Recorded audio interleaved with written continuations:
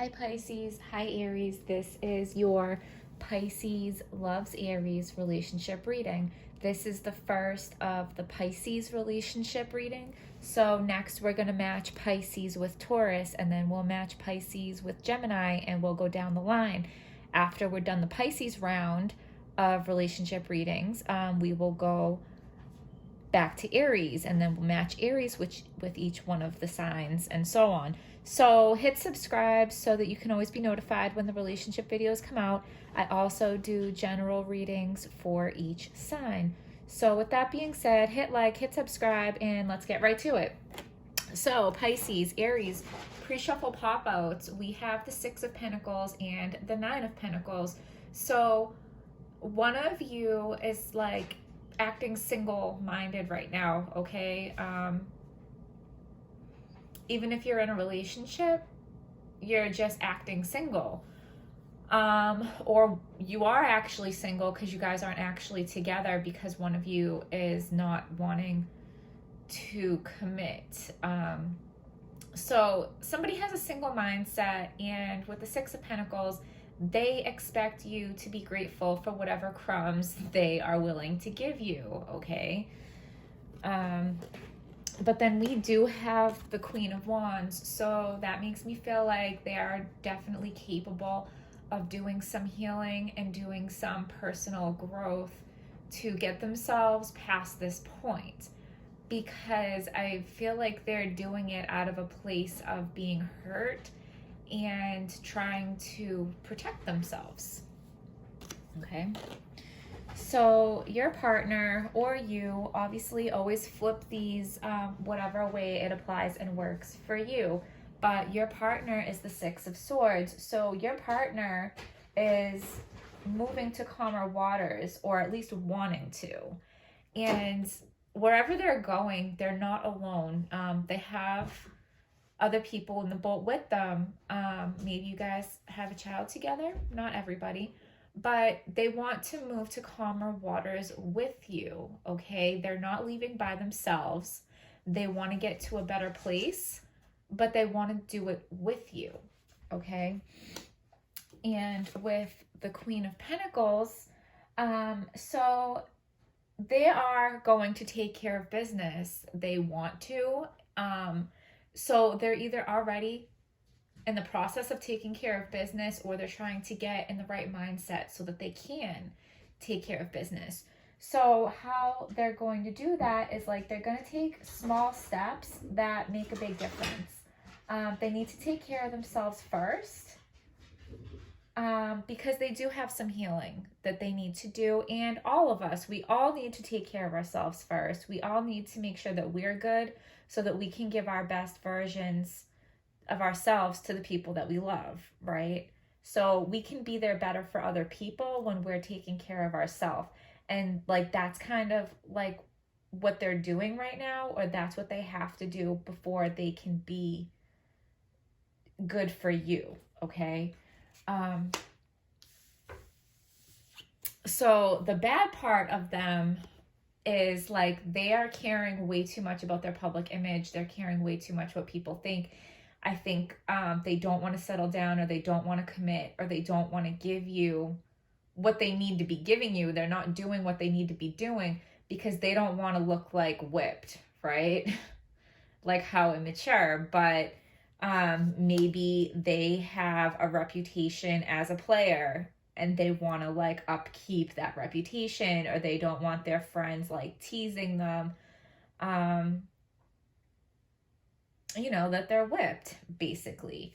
So their inner thoughts towards you is the Justice card. So I feel like they have been taken advantage of in their past relationships, and they see you as somebody that they can have an equal 50-50 balanced relationship with. So they see that you're worth doing this healing and doing this personal growth, because they probably haven't had an opportunity to have that kind of equal give and take in a relationship. And now that they see that they could have that with you, like they do want it, and that's what's motivating them to want to get their act together.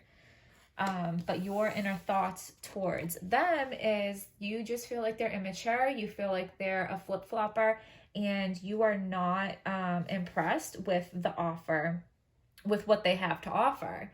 You know, like, oh, you put a fish in a cup and you're going to hand me the cup? Like, you know, come at me with something better than that, because that's not going to cut it. So we have the Ace of Swords in the position of the relationship strength. So they're resorting to old habits to protect themselves, okay? And it's possible, it's actually, I think you did do something to trigger it. It doesn't mean that you did something really bad or really terrible. Sometimes our triggers can seem like a normal, harmless thing to other people, but it triggered something in them, it scared them, and their way of protecting themselves is to stay in this single-minded energy, and act like they're single. That's like the way that they know how to protect themselves. So you did something to scare them a little bit, and so they're resorting back to that, even though they have been trying to do this work on themselves and trying to get in a better place. They're taking a couple steps back because you did something that triggered them and kind of freaked them out. So you can, you know, ask yourself what you did. I don't think you're really gonna, you know, whatever, you might be able to figure it out, but it's not being said, it's not being talked about. I think you need to ask them directly. There's a conversation that needs to happen. There are feelings and thoughts that are not being said that need to be said, because I feel like whatever you did to trigger them, and it could absolutely be an innocent thing, but figuring that out, like, could be the key to sorting out this whole mess, okay? So you need to get like a deeper understanding of your partner, what they've been through as far as being taken advantage of and being hurt in their past relationships. So your behaviors moving forward, like, you'll know the little things that may seem harmless to you, how they're triggering and making your partner feel. That conversation has to happen, okay? Because you do something seemingly innocent, it triggers your partner starts acting immature and acting single-minded, and you're over here like, what is going on? If you understood the situation, you would understand how not to trigger them, and you two need to communicate and get on the same page, okay? So for the relationship potential, this card talks about like there is a lack of empathy between the two of you, okay? Like someone is overconfident, somebody thinks that they do no wrong. Like one person thinks like, I'm doing everything right and you're just messing everything up. Like, slow your roll, because, you know, it takes two and nobody's perfect, okay? So what needs to happen is you need to pay attention, you need to listen, and you need to be more sensitive. Because the thing is, like, you don't have to understand why somebody feels a certain way, but if you care about that person, you care about how they feel, period. Okay? What's crossing this relationship is what is being offered is not worth being accepted. Okay? It's an offer not worth taking.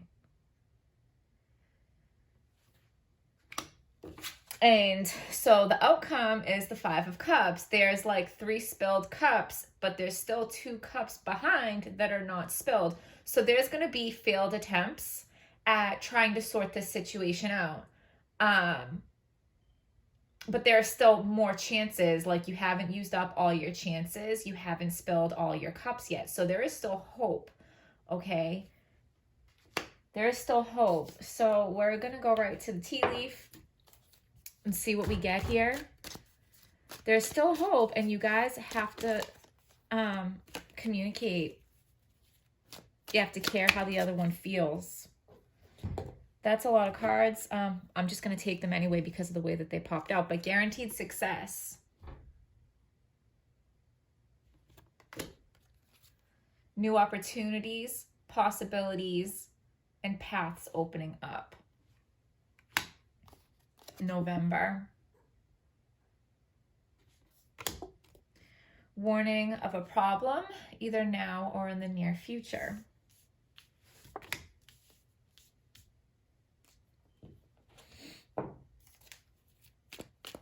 What is this problem now or in the near future?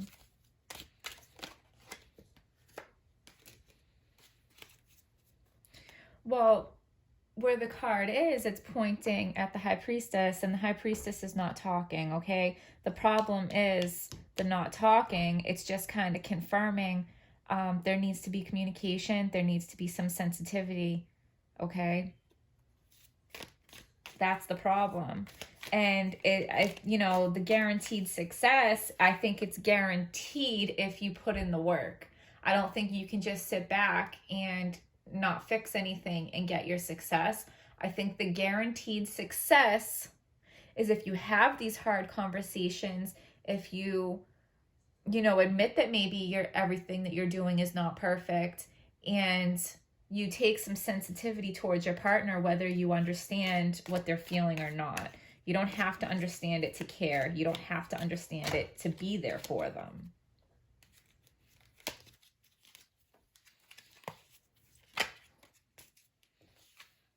Changes in your life with the moon. So that just makes me, kind of confirms that things are going to change.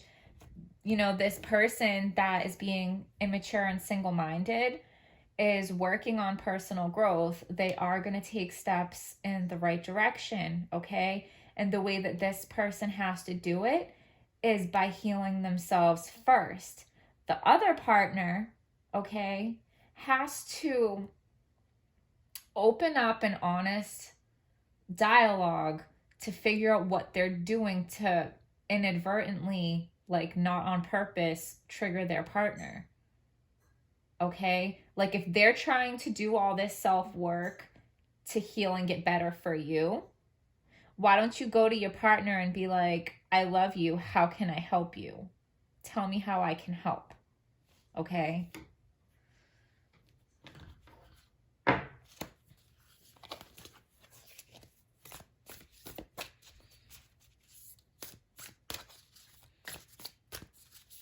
Because they might be hurting inside more than you realize.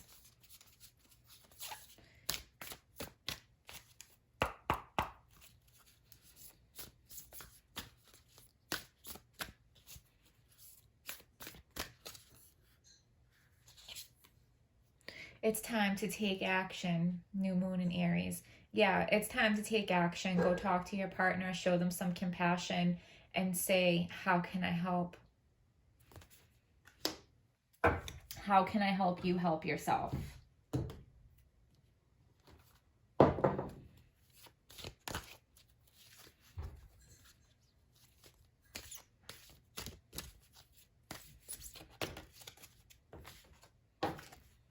Moon in Sagittarius, discovery, freedom and adventure. Discovery, you need to rediscover each other, and you need to discover what it is that you're doing that is triggering your partner to feel like they need to protect themselves.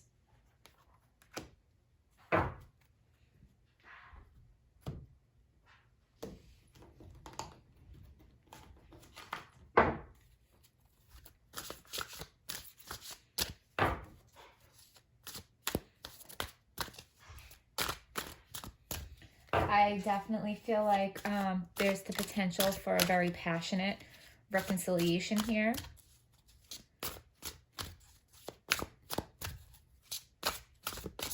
I also feel like one of you is the teacher and one of you is the student.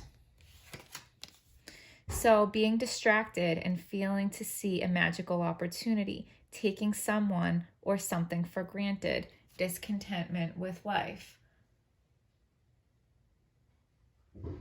So somebody is so wrapped up in their own discontentment, in their own depression, in their own self-pity, that they're not seeing what's right in front of them. Like, there's, you know, like begging right in front of her, like, love me, love me. And she is so distracted by her own misery that she can't see it. Okay? It's something special that's being taken for granted. Okay, and the other card we got was the Princess of Winter. So information that can help you, but which may be also difficult to hear. Speaking the truth with kindness, an indigo child or adult. Okay, information that can help but will be hard to hear. You need to ask them, what am I doing to trigger you? What am I doing to make you feel unsafe? Yeah, it's going to be hard to hear, but that's the key to you guys moving forward. Okay?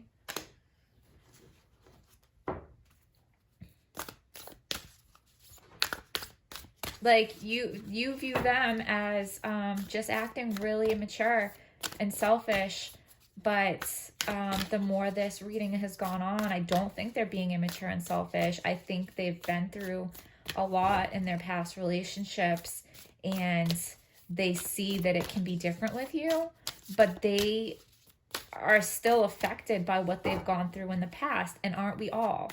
Okay?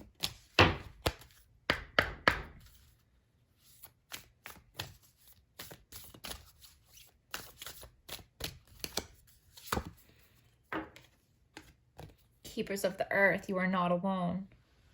Ancient ancestors stand beside you.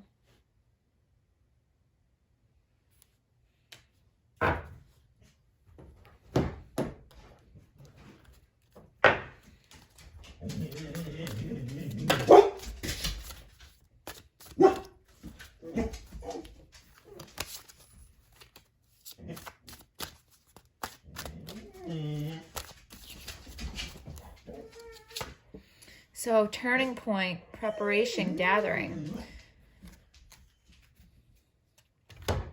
So, prepare yourself. This is a turning point. Okay? This is a turning point.